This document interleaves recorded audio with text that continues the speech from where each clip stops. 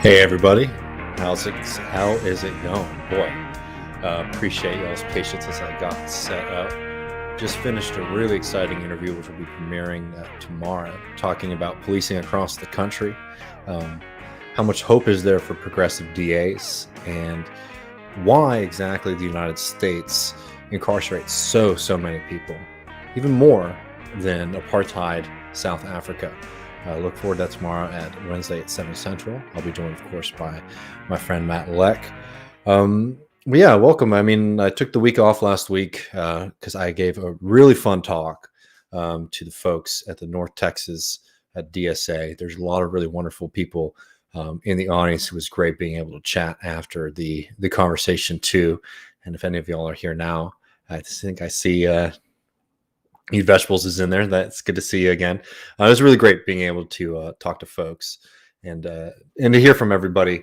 Well, yeah, y'all. There's a few things I want to get to. I'm very. I'd be very curious to hear what y'all are thinking. So I'll just be checking out the chat as we go. For people who are new, these are a little bit more relaxed. I'm trying to engage as much as I can with everybody in the chat. I try to keep up with y'all. Let's see, there's always some folks in there, so I appreciate everybody hanging out. Someone says, can I still be a goth? Because the title of this video is Don't Be Vampires. If you want to be, as long as you're not coming at folks too hard. Oh, here we go. So Tom from Yakubia, who came and visited me a little while ago, said, has it cooled off in Austin yet? Yeah, man, it's a nice, cool, I don't know, 60 degrees outside. We're settling in for winter. It's chilly weather.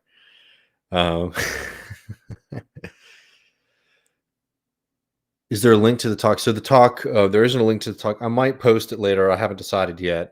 If anything, I might put the audio up or some snippets of the audio up later. I don't know. There's a lot of people in there, so sometimes folks don't want to be, having their video shown. So I'm trying to see if I can do a way where it doesn't show people's names or video or anything like that. But I might just release the audio later, at least for the opening bit.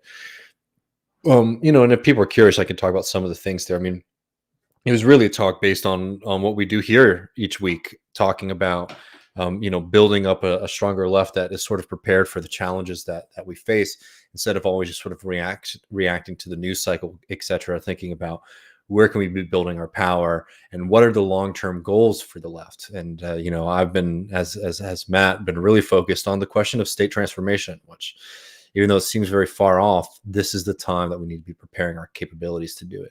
I mean, again, as people know, I've been a very, outspoken.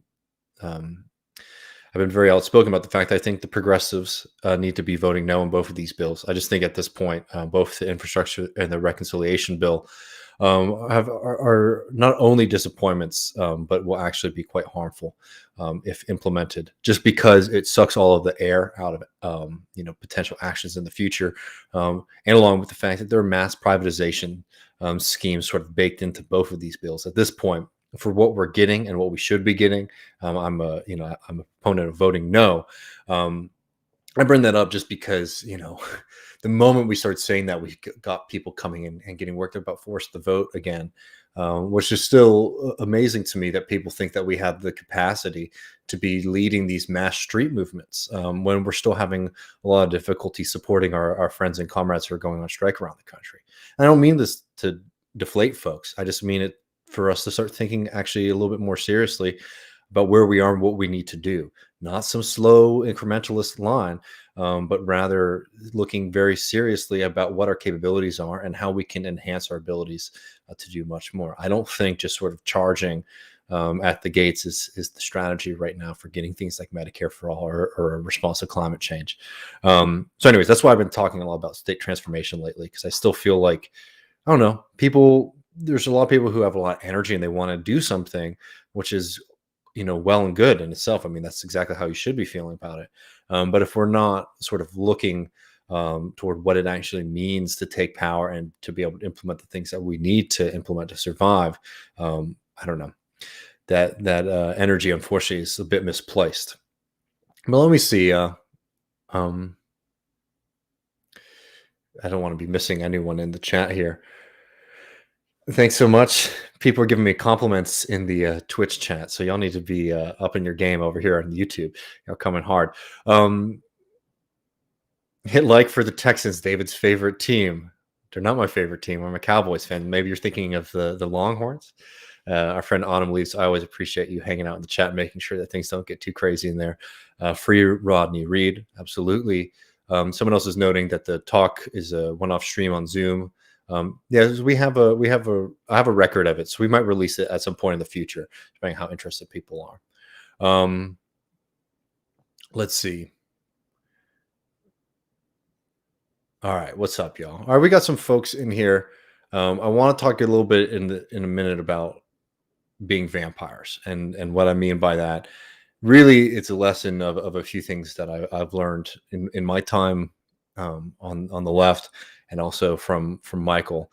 But before we get there, I want to make sure I'm not missing questions from the chat. I mean, we're going to talk a lot about this tomorrow, but what we're seeing out of what we're seeing out of this UN climate conference is a complete joke. I mean, Joe Biden, people have been saying this line about how the United States is not a leader in the fight against climate change. I think that that's certainly true.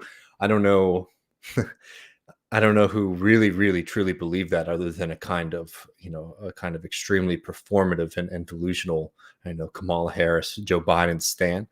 But certainly the fact that Biden, while he's at the UN climate conference, is sort of advocating for increased drilling in oil-rich nations, I think sort of gives away the game there, that the United States' commitment to fighting climate change is quite limited. And unfortunately, what we're seeing from the both infrastructure and reconciliation bill shows that they're not very serious about dealing with this.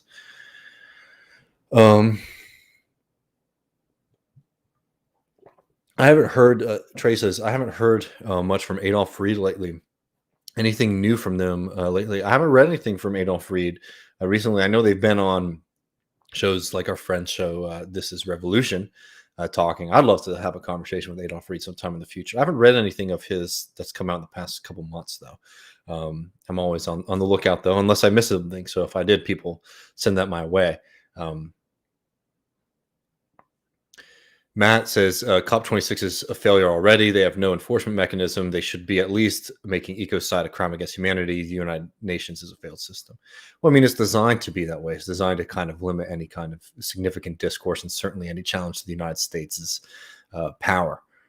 It truly is. I mean, it's definitely depressing to see these, the continue. I mean, we had a long conversation about COP26 with Adrian and Sam Goodman from La Ruta del Clima about 3-4 weeks ago. Maybe I'll post that after this so people will come watch it. We didn't go into the COP26 feeling that this was going to come, we were going to come away with much. But maybe there's some things that I've been missing. I mean, I think domestically is sort of where a lot of the, I don't know, you can give a speech in front of everybody at the UN, right? You can go to Glasgow and have a good old time. But what really is going to start to matter is if you start taking climate change seriously domestically, and the fact that we're still sort of stuck within neoliberalism here, I think sort of reveals that we're not ready. Since we're on climate, let's just stick with it for just a moment. And then I'll take some more questions from the chat. We can get to this Richard Wolff thing, the vampire conversation that I sort of had prep for y'all. But let me just share this with y'all, because I think this is an important point to make.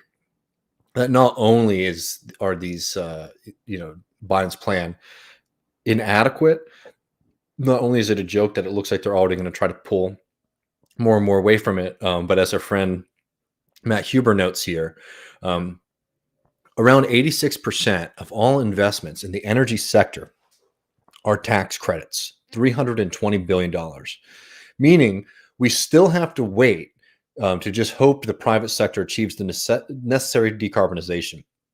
Sunrise made the CCC, the Climate Conservation Corps, the center of their demands. It gets just $30 billion, or 9% of the tax credits. Also note, Matt Huber has a book that I'm really looking forward to being able to read, Climate Change as Class War, which is being published by Verso. Oh, y'all aren't being able to see this. I apologize. But here's the tweet right there. But yeah, I mean, The point here is, one, this bill is extremely inadequate, and two, it's very much caught up in this market-based logic that is not going to get us out of the climate catastrophe. It's not going to help us decarbonize at the rate that we need to, and it certainly is not going to do it in any kind of equitable way.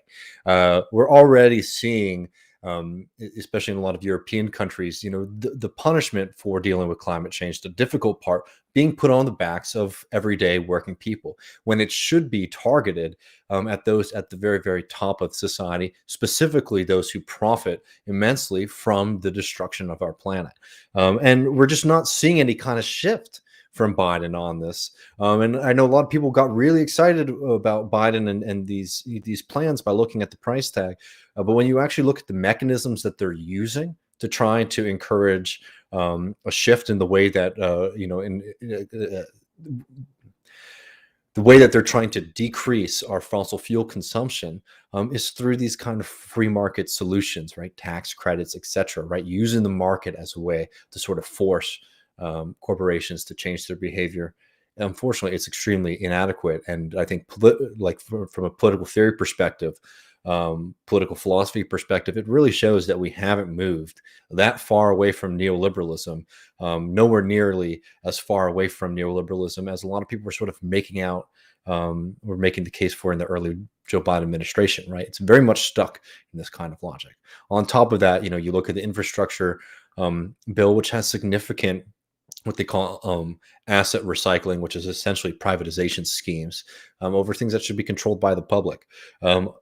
I don't mean to be, all dour and sad, but this is a really difficult moment, and I just don't see, on the way that the media is covering and talking about it, really making the climate denial, frankly, of the United States government clear to people. Certainly, Manchin's a villain, but also these plans are not only inadequate, they rely on disproven models for ways that we should be, to try to kickstart or to move our economic system. Um, yeah, it's a complete joke. Or let's see. Avery says,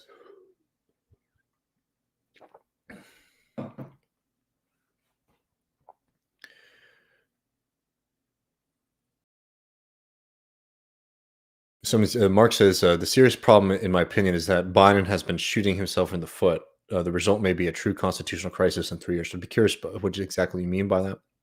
But certainly the kind of failure to show up has been a nightmare. Avery says, let the market fix it, and the state is there to lubricate the gears of the market. I mean, look, we've been waiting for a market-based solution to climate change for an extremely long time. And what we're seeing right now, I don't think, what we're seeing even in both the Build Back Better plan and reconciliation and infrastructure deals is not looking like it's going to be, it's not robust enough, not only to do the kind of massive decarbonization that we need. It doesn't have the redistributive mechanisms that we're going to need to make sure that the kind of costs that are going to be accrued with switching, moving away from fossil fuels, aren't going to fall on the backs of working people. And they certainly aren't set up in a way that is going to punish the fossil fuel companies for continuing to increase production. But as you're seeing, Joe Biden isn't even advocating for that at this point. He's very much saying that we need to not only continue at the pace that we're at when it comes to oil production, but increasing it, because he's getting very worried about what they call the politics of the pump, right? That people are upset that gas prices have been going up recently. And this just shows a complete lack of imagination and a lack of urgency. Well, let's see. Mark says, Mark A. Foster says, in other words, David, if Biden wins in a couple of red states and the state legislatures flip, the electoral college to the Republican candidate. Yeah, I mean, so you're saying that, like, you don't think that he's doing enough to avoid a kind of narrow race, and the fact that the Republican Party has been very adamant about the fact that they're not very, they don't have a lot of faith in our electoral system might mean that we're in a constitutional crisis. I think potentially, but the Democratic Party has shown that they're very willing to back down in these kind of fights. That happened in 2000 as well. Albert says, "Hey, just donating to support my new go-to leftist channel. Keep up the good work, my man. I really appreciate the super chat there." I mean, I don't doubt that like we're we're at a moment where like the power like that the government at the federal level is really struggling to be able to implement their desired policies. But I don't think that that's the heart and soul of what the Democratic Party is trying to do with power. In a lot of ways, kind of Republican obstruction to their power is helpful for them because remember, the donors at the end of the day, the constituency of the Democratic and the Republican Party are both very well connected financial forces that want to maintain the current levels of fossil fuel production and fossil fuel consumption. So the failure of the Biden administration to be able to push through these plans, I don't think is a big threat to the people who really do pull the strings for those for the people behind the scenes. But I do think that you're right that it probably will lead to mass, to low turnout in upcoming elections for people showing up for the Democratic Party. I don't think there's any doubt about that. Constitutional crisis looming as a result of this, I don't know.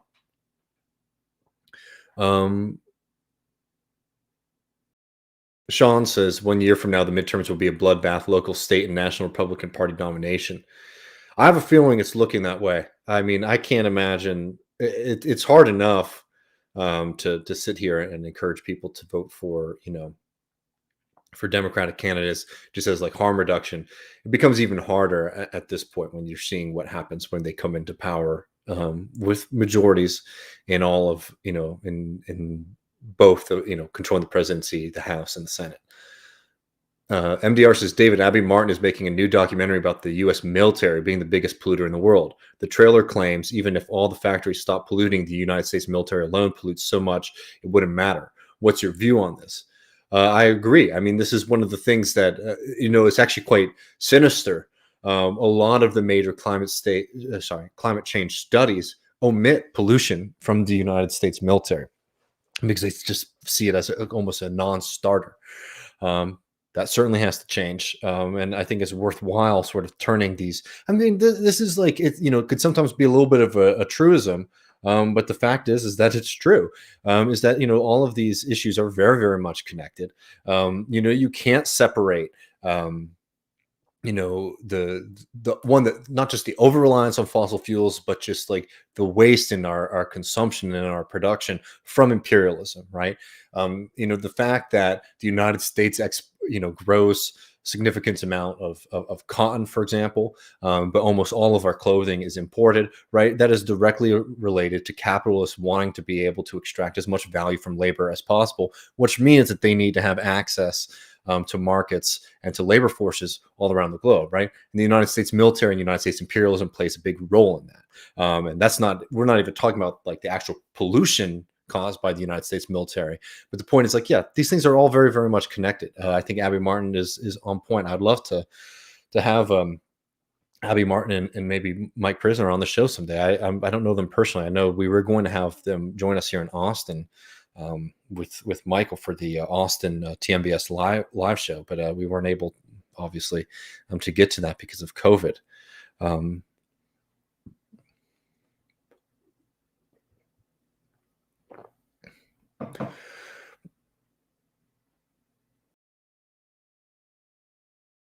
Radium says, "Hey David, what do you make of the Biden and Australian France situation?" I mean, it's been a I mean, there's a part of it that to me is fairly comical, but I think there's no doubt about it that the United States is really.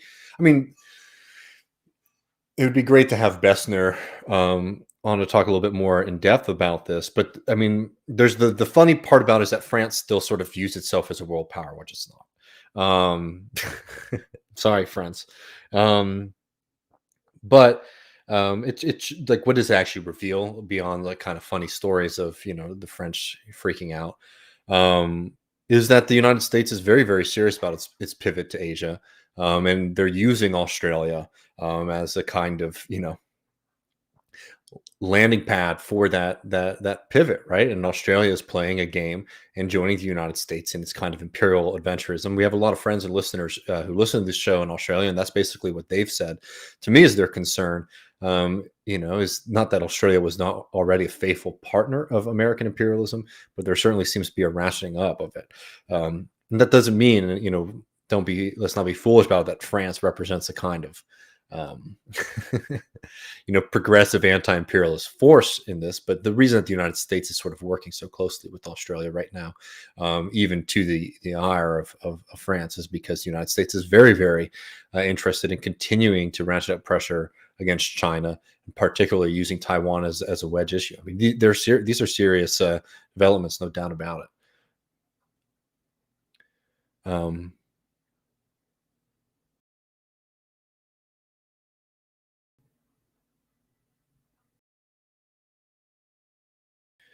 Let's see. Save the kangaroos. Yeah, we can do that for that. Let's see, y'all. All right, well, let's get to it because I'm already seeing people getting worked up. Um, well, here, wait. Do you think this is why we're? I'm not sure. I followed the question from our friends at Radium. Um, yeah, this is actually a great point. That's why being a citizen in Australia doesn't matter that much when your government does to you what it did to Assange. I agree. Very, very frightening. Um, Yeah, France was mad because they lost a sale, but the fact is that the United States getting involved there um, has been a part of a kind of growing alliance, military alliance, and cooperation between the United States, Australia, and the United Kingdom. Um,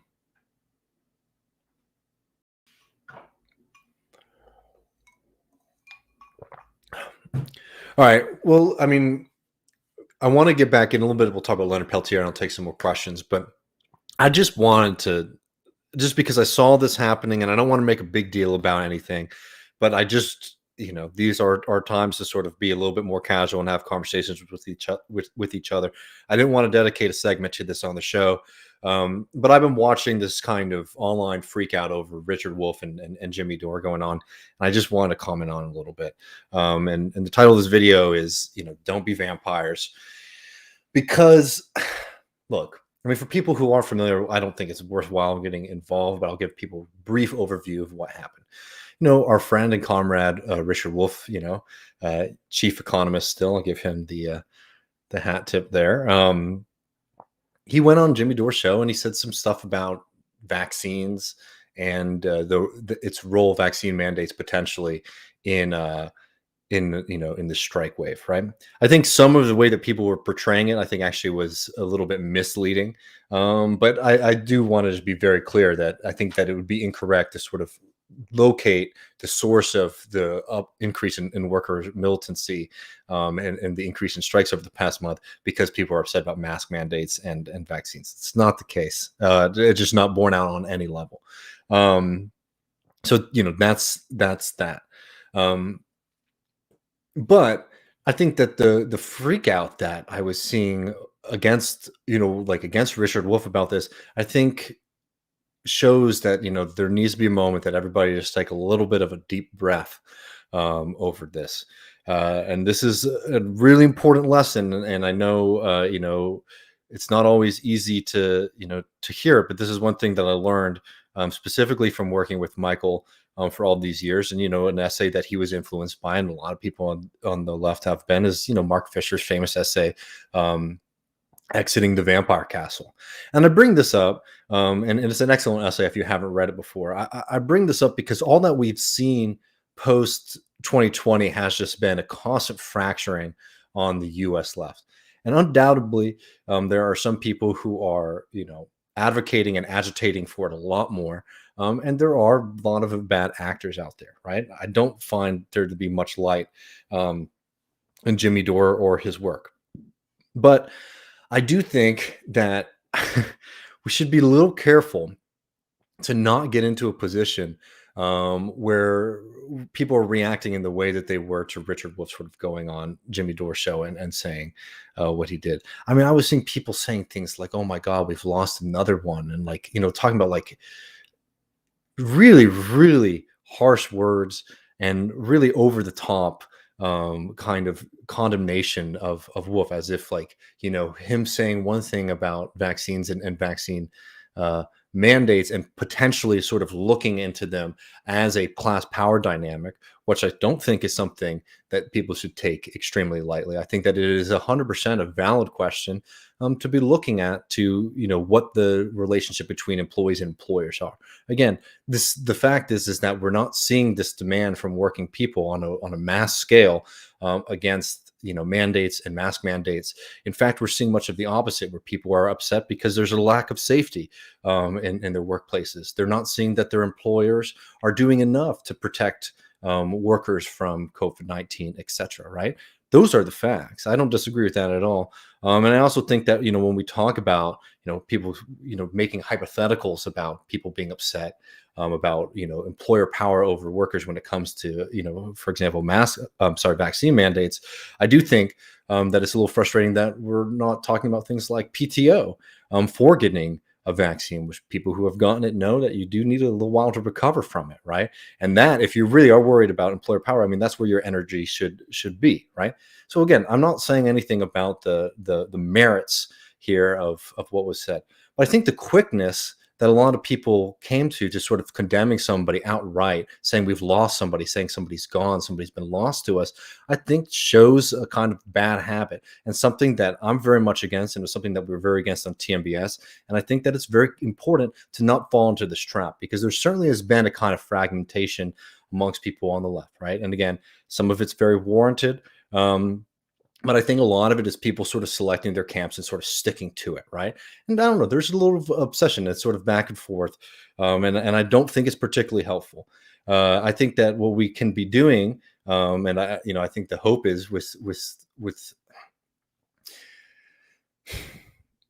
there is a way of engaging, and there is a way with sort of having disagreements with folks, and even when people were just sort of saying things that are flat out wrong, right? That is different from this kind of moral panic freak out, negative stuff that has plagued the American left and frankly the left across the globe for far too long. The willingness to see somebody step out of line or say the wrong thing or make a mistake, etc., to be some kind of revelation that they were never with you in the first place. I think it's ridiculous and it's childish, and it has to stop, because we are not in a position right now where we can just be turning our backs on people so quickly.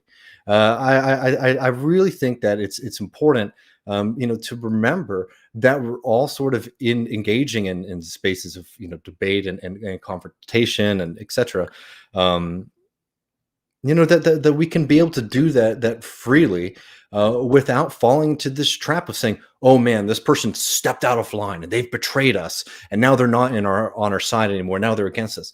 Well, all that does is very clearly create these kind of fractures, right? Like, there are some positions that are just so despicable and so evil that I understand pushing back against them with that kind of weight. But what I see more and more, especially from people who spend a lot of time online and on Twitter and doing this kind of stuff, is when somebody sort of steps outside of, these kind of, I don't know, signals and symbols, that they're sort of treated as if they've been lost. I don't know. I think that that's not a particularly healthy way to build a community, because I'll tell you one thing. It certainly doesn't bring more people onto your side, and it certainly doesn't make it seem like this is the group to be a part of, or the group that is sort of looking to grow and incorporate more and more people. Because frankly, there are going to be people who disagree with us, and the point is not to sort of create this harsh wall, right? Where if you're outside of it, you're not going to be let in, and if you find yourself on the other side of a wall when it's erected, you're gone. You're not a part of the group anymore. It's not a great way to build a strong left-wing community. I don't know. Again, I disagree with the kind of point about the mandates sort of being what's driving the strike wave. I think that that's incorrect, and I would say so to Richard Wolff's face, right? But I also think that the first reaction to that just being to condemn and to attack and to say, like, maybe even, let me take a breath and I'll read these Somebody else comments on this.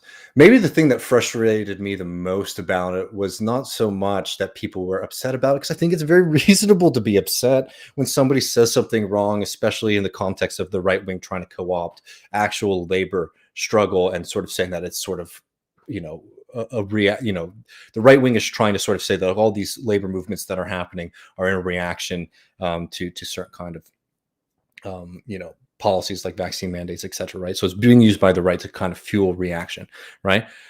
I understand why you can be frustrated by it, but I think the logic of the condemnation is what frustrates me the most, right? Whereas it's not just like, oh, this person has said something I think is incorrect about this, and I don't think that they're sort of really engaging enough with like the stories that we're seeing, or what's actually being said by working people who are going on strike, right? Again, very valid concerns. I think that that's the way to engage with it. But what I was seeing more often than not was, this reveals something about this person's soul, and they were never with us from the get-go. And we need to. I can't believe we lost this person. I was a big fan, and now I can't watch anymore. I don't know, man. I think that's a bad impulse to cultivate, and I think it's really critical to try to nip that in the bud. That was something that Michael was very passionate about. Was being able to like really engage with folks, and to also accept that people are going to have different views, and including wrong views on things, and that we can engage with each other as comrades and friends, and struggle, instead of this kind of knee-jerk reaction to say, you're in the in crowd, you're on the out crowd.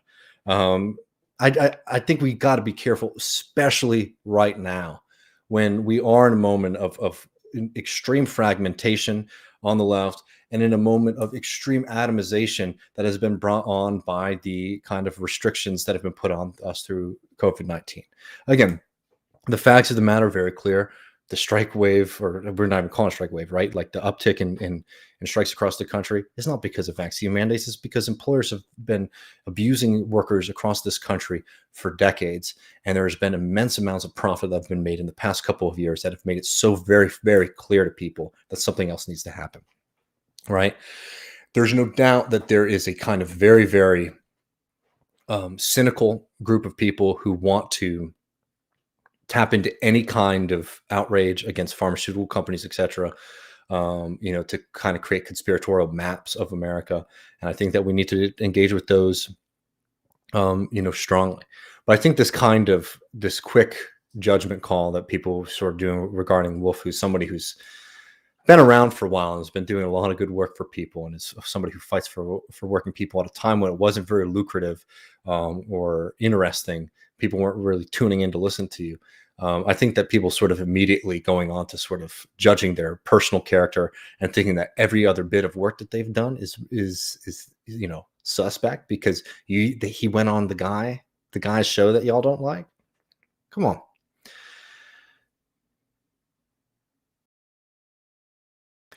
Well, I know I'm probably not the first person to say that, but I don't know. I just think it's worthwhile, and look, especially because there is that door universe, right? That I don't think engages in very good faith with folks, but I think that, like, especially in our groups, as we're trying to build like strong movements in the real world, we have to sort of take on that kind of, I don't know, take on the kind of important, I don't know, let me use a word that my friend Michael would use, like have on like the kind of like spiritual strength to be able to be a little bit more patient, and not so quick to condemn and to accuse, and rather to be comradely with folks, and to look to, I don't know, to continue this project instead of just sort of splitting it up into like 15 different fiefdoms, because that's not going to get us anywhere. I don't know. I've been saying the same thing for a little bit, so let me see. Christopher says it's the same fundamentalist impulse we see on the right. Yeah, I think it's important not to fall into these kind of traps. David says I was disappointed is the best way I was put it. Yeah, I mean, I didn't find it to be an extremely accurate version of what's going on. But again, I didn't say like, oh my Lord, we've lost our friend. And also, I don't know. I mean, I watched the stuff. I think the way that it was presented, frankly, was very different from what was said. I think actually Wolf was sort of, walking a little bit of both sides that might have maybe been a little bit frustrating to folks. But also, we can't be like, I don't know. We have to be careful too to not be like the people trying people. It is a fair position to have a healthy skepticism of the way that our government has acted in response to this. This is not saying that, dealing with, anything, that the vaccines don't work, etc. Matt and I and all of us, at TMBS, like even before Left Reckoning was a project, we were early on in the Fauci's got to go position. And that's the thing that's so funny when people accuse us of sort of towing the line of these people. We've said from the get-go that Fauci should be fired. Why? Because Fauci doesn't trust people. And he showed that he didn't trust people when they lied to the American people about the efficacy of masks. Do y'all remember that? I mean, that feels like so long ago, when they were saying masks basically were discouraging people from purchasing PPE, saying that they don't think that it's important to have that except if you're in a medical situation, right? And they did that not because the science said it, because they didn't trust us as a country, as a community, to not go out and to buy those things when they were having mass shortages caused by cuts that were done to our emergency supply after years and years and years of austerity, right? They did that, and that was serious. So we've been I don't know, I've been very honest from the outset that, like, I think that these systems should, we should be able to engage with them. I don't know. Just don't fall into these kind of traps of just because your enemy is freaking out about some nonsense that you flip so far to the other side. Um,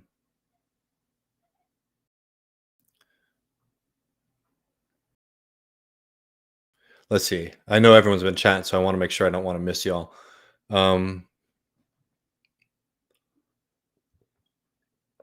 yeah, I don't know. This might make people mad, but Dor has a large audience, many of whom probably have never heard of Wolf and are receptive to his message. Yeah, I mean, potentially, like, again, this is the kind of thing, like, and if the reaction to him going on there and causing some sort of issues, um, I don't know, not doing everything that we want to. Um, yeah. All right. That's that. I don't mean to lecture, but I was frustrated by that whole scene because I also don't want to. I also don't want to be the scolding movement either. And there's a scolding aspect to a lot of this stuff that I think is very unhealthy. If Wolf is going to go on Door's show again, I don't mind him going on Door's show at all. Actually, I think that that's more than fine. Um, Personally, I don't have the same kind of. I think I don't like Door at all. I don't think that he cultivates a stronger movement by any stretch of the imagination. But I don't mind Wolf going on there and talking to folks. Yeah, 2009 lecture "Capitalism Hits the Fan" by Richard Wolff is still a classic and a must see. Appreciate that. That is a great, and I think they also put that out as a book as well. Kyle, thanks for the chat. Um, Also worth remembering that Wolf is not in the media bubble, though he produces for it. Oh, there's no doubt. I'm telling you, as somebody who's like knows Richard Wolf, he has no idea about any of this kind of stuff. Um,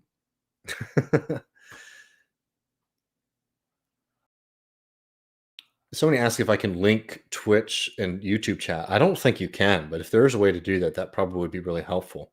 I hate having a two-tiered system, but thanks so much.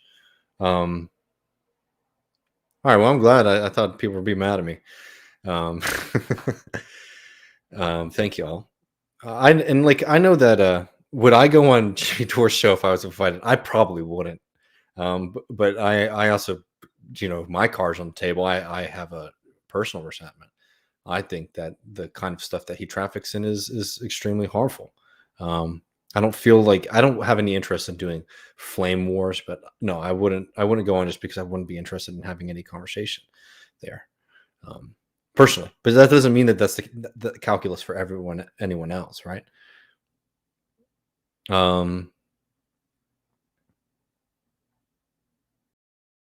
Yeah, the mask slide was super dumb.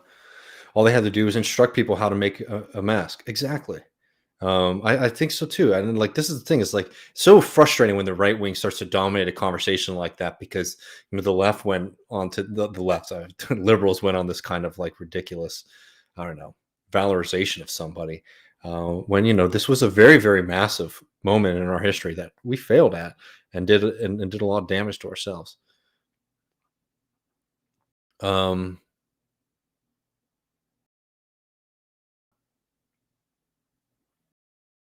yeah, David says, I think David's 100% right. I think Wolf is good, so people should give him the pass and challenge him on what he's wrong on, but respectfully. I think that's it.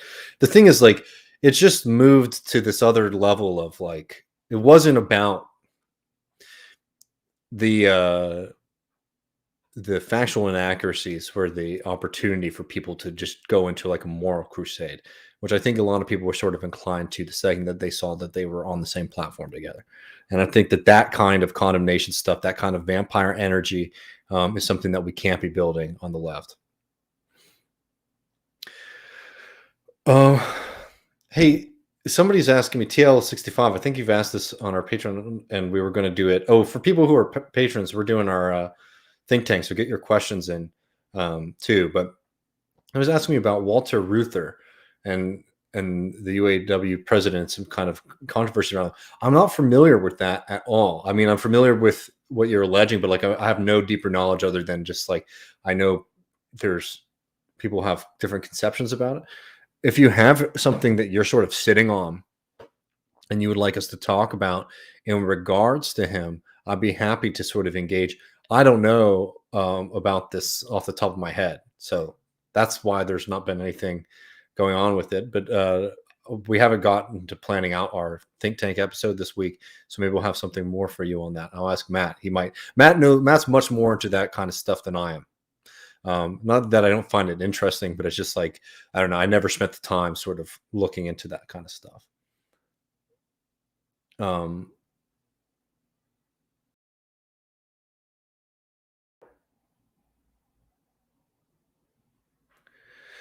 Also, yeah, and I think it's really worth noting that like Wolf is not swimming in the same media waters as the rest of us. I mean, like literally, he's not on these social medias. God, I sound like old person on like social media. Like I think a lot of people listening to this are. Like he just does not engage or even like even when we brought it up to him privately about things, just messing, telling jokes or something, he didn't understand. He's not following people's beefs and stuff, right? And I think that that's probably a good thing, which is why he's able to contribute so much good stuff to the left. Um, I would like to talk, man. I'll tell you, I would like to talk about this a little bit more, but YouTube gets really mad um, at us for talking too much about PPE stuff. Um,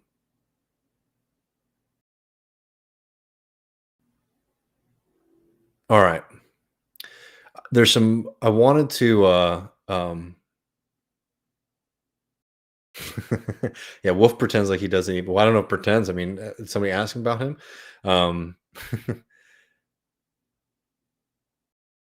I remember Richard Wolf doing an interview with the webcam and a landline phone. He does a lot of those, man. Those are classics. My favorite ones are when you see him doing an interview and the phones all start ringing in the room too. Very classic, very powerful. I mean, that's power, right? That's something we need to have on our side. We don't need to be coming at people. We need the guys on the phone, on the landline phone, calling in with the webcam to be building a strong left movement. Peter says, "How did that Texas chili taste? Really good. I've been killing it lately in the kitchen." Um, all right, y'all. I wanted to share something else with y'all. Maybe kind of call to action. Um, it's just something that I think is worth bringing up. I hate that we have to do this forever. I hope that the days of having to do this are sort of numbered, but unfortunately, there is just so much terrible stuff out there in the world that um, the fight for um, freedom for Leonard Peltier sort of gets ignored. And Sarah says canceling Marxist economists while the world burns. I just want to take a second to remind everybody that that Leonard Peltier, and this is a very important case. I put it in the chat, but y'all people who are on Twitch are pretty internet savvy. I'm sure you can find more information of how to get involved and things like that. Leonard Peltier is an American Indian movement leader. He is a fighter for freedom who has been wrongfully imprisoned for decades upon decades in a case that was brought against him in a kind of political circus. He has been somebody who has been forced to take the fall for Richard Nixon's embarrassment at the increase of Native militancy in response to the barbaric policies of the United States government. Leonard Peltier has been in prison for decades now. The lead prosecutor in his case has said that the case against him was a farce. The FBI intimidated witnesses and told them what to say, including finding someone who's very likely Leonard Peltier never even knew in the first place to pose as his girlfriend to give damning testimony against him, the key testimony in the case, right? That person has now come out and said that they were intimidated and threatened by the FBI. This has been a case from the get-go that has been a travesty of justice. Unfortunately, a long history of the American legal system just doing everything it can to squash Native liberation and justice for Native peoples in the United States of America. And I just wanted to remind people about Leonard Peltier, who is a political prisoner. People who are not familiar with the American Indian movement should definitely take some time to. There's plenty of resources and great YouTube videos you can watch about it. It's an incredible moment in American history where all across the country, Native peoples who have sort of been forced into the cities because of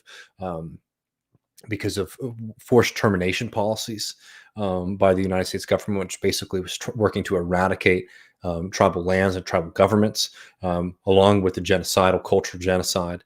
Leonard Peltier was somebody who went to residential schools, which we've been finding about all these horrors, about horrors that we all knew were occurring, but we're finally starting to find the actual human toll, being able to quantify it on what happened to Native children when they were ripped from their families and told that they were no longer allowed to speak their language. Leonard Peltier was a survivor of that, who joined with a lot of people who joined together with a lot of Native people to be a member of AIM, the American Indian Movement, which at one point occupied the Bureau of Indian Affairs. And they also went into a conflict where the United States deployed tanks and military equipment against Native peoples in the Dakotas. Leonard Peltier was framed for the murder of an FBI agent in a case that has been, as I said earlier, the lead prosecutor said it was a farce. Witnesses were intimidated in the first place, and time again, we have thought that we were close to getting clemency and freedom for Leonard Peltier, and that has been denied. I think most despicably by Obama at the end of his second term, when he very easily could have freed Leonard Peltier. I just wanted to share very briefly with you all this video of Leonard Peltier's poetry, because I just think it speaks to extreme humanity to be able to share and to think and to speak in this way after so much terror has been done unto you. We're borrowing this from the good folks at Democracy Now! I would like to read a couple of poems out of my book for you. In the shadowed night. Sometimes in the shadowed night, I become spirit. The walls, the bars, the gratings dissolve into light, and I unloosen my soul and fly through the inner darkness of my being. I become transparent, a bright shadow, a bird of dreams singing from the tree of life.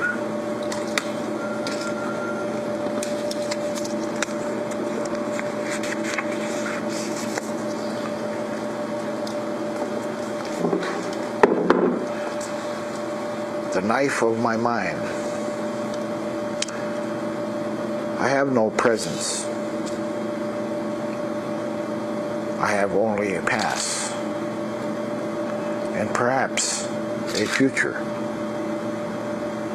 The present has been taken from me. I'm left in an empty space whose darkness I carve at with the knife of my mind. I must carve myself and you out of the razor wire nothingness. I will know the ecstasy and the pain of freedom. I will be ordinary again. Yes, ordinary. That terrifying condition where all is possibility, where the present exists and must be faced. And thanks to the folks at Democracy Now! Yeah, I mean, we're still sort of in limbo with that. A few members of Congress have sent a letter to Joe Biden. Let me see if I can share this with y'all easily. This is from Navajo Times. Have sent a letter to Joe Biden, and I just want to shout out the Democratic members of Congress who have asked for his freedom. And this is in Navajo Times earlier today. And this goes through the case. He's been in prison for 43 years, and also, not only have the prosecutors and the FBI, some of the FBI agents involved, come forward and say that this was nonsense. But one of his prison guards has noted that the way he is treated in prison by the system is the system of immense cruelty, right? They continue to move him so he's further and further and further away from his family, friends, and contacts. He was refused medical leave. I mean, he is truly a political prisoner, as continues to be abused by the state.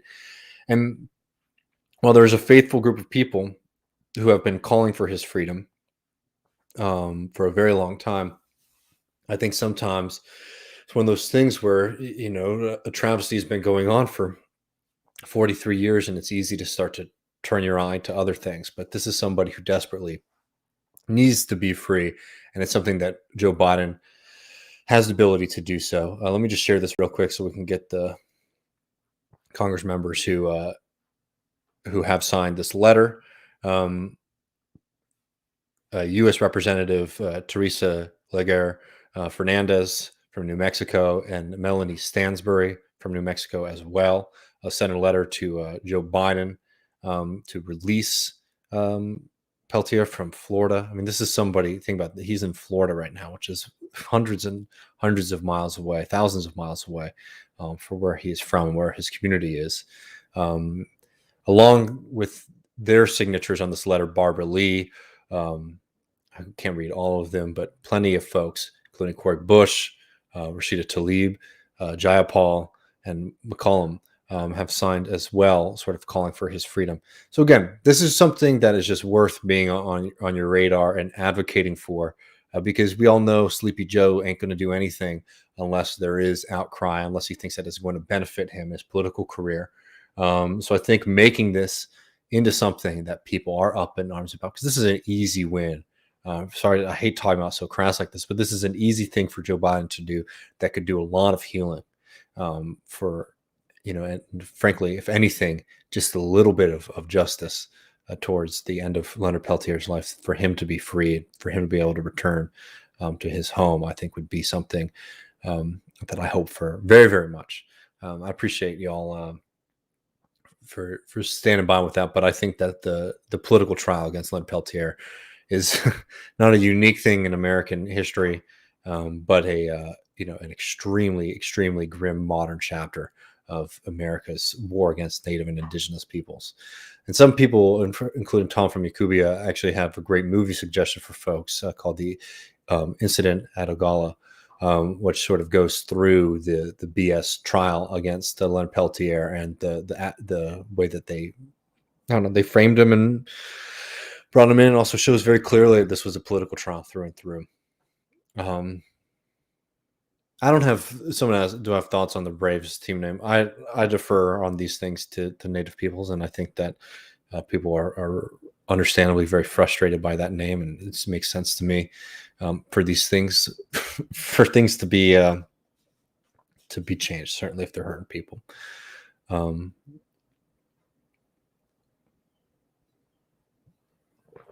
Yeah. 30 plus years of unjust capacity. If this is from Babel Boom, abuse and political terror against his people. Biden, please let him go for a little justice. This isn't easy. I mean, hell, I was always trying to push Trump on it. Not that he was seeing my random tweets on it, but I don't care how Leonard Peltier gets out. I really don't, as long as he does. And I think it's worthwhile knowing about.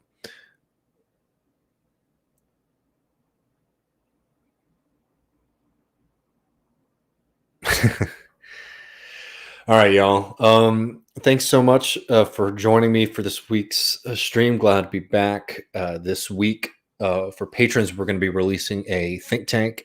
So if you are a patron, you can go on to patreon.com.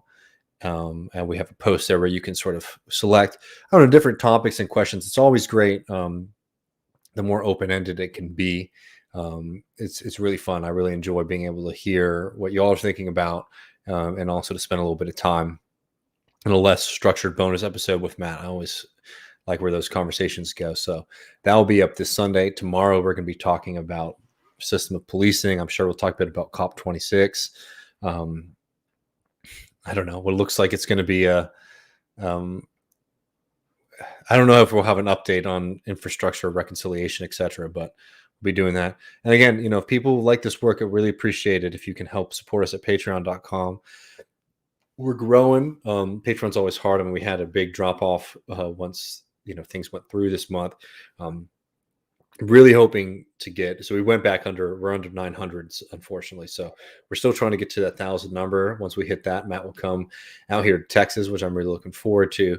But also, we have a lot of ambition for what we can do to sort of expand this from just being a YouTube channel, but rather a kind of place where we're able to host potentially writing, video journalism from across the U.S. and potentially even forever if we're ambitious enough, maybe a way for kind of global left community to start to to continue to grow.